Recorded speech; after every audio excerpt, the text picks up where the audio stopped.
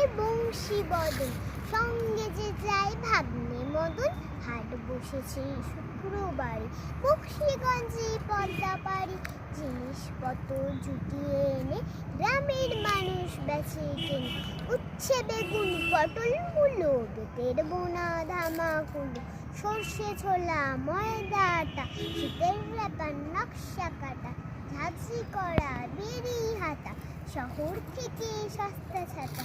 তুলসী ভরা এখো গুড়ে, মাঝি যতই বেড়াই উড়ে। খড়ের আটি নৌকো বেয়ে আনলো ঘাটে চাষির মেয়ে।